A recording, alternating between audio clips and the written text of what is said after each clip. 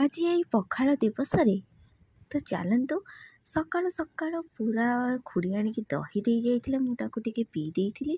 ତାପରେ ଚାଲି ଯାଇଥିଲି ବାଡ଼ିରୁ ଶାଗ କରିବା ପାଇଁ। ଆପଣମାନଙ୍କୁ ନମସ୍କାର।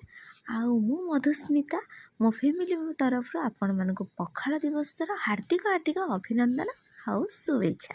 ତ ଚାଲନ୍ତୁ ଫଟାଫଟ ମୋର ସବୁ ଆଇଟମ୍ ଆଜି ବନିଗଲା।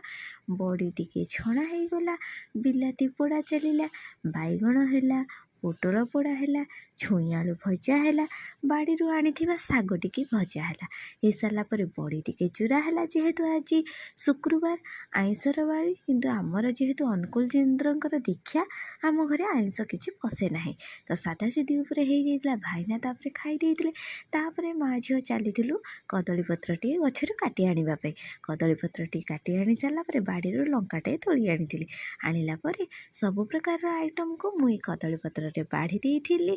ଯେମିତିକି ଛୁଇଁ ଆଳୁ ଭଜା, ଶାଗ ଭଜା, ଭେଣ୍ଡି ଭଜା, ଆଳୁ ଭର୍ତ୍ତା, ବଡ଼ି ଚୁରା, ତା ସାଙ୍ଗରେ ପିଆଜ, କାକୁଡ଼ି, ଲେମ୍ବୁ, ଆଉ ଖାସ୍ କରିକି ଆମର ଆମ୍ବୁଲ ଝୋଳଟିଏ।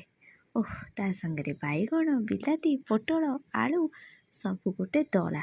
ତାକୁ ଆମେ ସବୁ ପ୍ରକାରର ମୋର ବ୍ୟଞ୍ଜନକୁ ମୁଁ ବାଢ଼ି ଦେଇଥିଲି। ତାପରେ ମା ଝିଅ ଆମେ ବସି ଯାଇଥିଲୁ ପଖାଳ ଖାଇବା ପାଇଁ।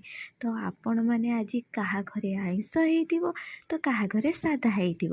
ତ ଚାଲନ୍ତୁ, ଏଇ ଯେଉଁ ପଖାଳ ଦିବସରେ ଏସବୁ ଆଇଟମ୍ ଖାଇବାର ମଜା ତ କିଛି ନିଆରା ଥାଏ। ସମସ୍ତଙ୍କ ଘରେ ଆଜି କିଛି ନା କିଛି ସେଇଭଳିଆ ଜିନିଷ ବନିଥିବ। ତ ଚାଲନ୍ତୁ ଆକୁ ଖାଇକି ଆତ୍ମା ମନ ଶାନ୍ତି କରିବା। ପଖାଳ ଦିବସରେ ଆପଣମାନଙ୍କୁ ଆଉ ଥରେ ଅନେକ ଶୁଭେଚ୍ଛା ଆଉ ଶୁଭକାମନା। ତ ଚାଲନ୍ତୁ, ମୋର ତ ବହୁତ ଏଇ ଆମ୍ବୁଲ ଝୋଳ ଦେଖିକି ପୁରା ମାନେ ଆଉ ଅସ୍ତବ୍ୟସ୍ତ ହେଇଗଲିଣି ମୁଁ ଖାଇବା ପାଇଁ। ତ ସାଙ୍ଗେ ସାଙ୍ଗେ ଆଗେ ମୁଁ ଖାଇବା ଦେଇଥିଲି। ଖାଇବାଟି ବହୁତ ଶାନ୍ତି ଲାଗିଥିଲା। ତାପରେ ଚାଲି ଯାଇଥିଲି ପୁରା ନିଘଣ୍ଟିତରେ ଶୋଇବା ପାଇଁ। ତ ରହିଲି, ଆପଣମାନଙ୍କ ସାଙ୍ଗରେ ନେକ୍ସଟ ବ୍ଲଗ୍ରେ ଦେଖା ହେବ। ପୁଣି କିଛି ନୂଆ, କିଛି ଘରୋଇ, କିଛି ହସ, କିଛି ମଜା, କିଛି ଖୁସି, କିଛି ଦୁଃଖ ଆପଣମାନଙ୍କ ସାଙ୍ଗରେ ସେୟାର କରିବି। ତ ଚାଲନ୍ତୁ, ଆପଣମାନଙ୍କ ଭଲ ପାଇବା ଏମିତି ନିହାତି ମୋତେ ଦେଉଥାନ୍ତୁ, ଭଲ ପାଉଥାନ୍ତୁ, ଆଉ ମୋତେ ଟିକେ ଆଗକୁ ଆଉ ଟିକେ ବଢ଼ିବା ପାଇଁ ଉତ୍ସାହ କରୁଥାନ୍ତୁ। ତ ଆପଣମାନଙ୍କ ଭଲ ପାଇବା ତ ମୋତେ ନିହାତି ଦରକାର। ତ ଏଇ ଜିନିଷଟି ଖାଇବାର ଯେଉଁ ଶାନ୍ତି ଲାଗିଲା।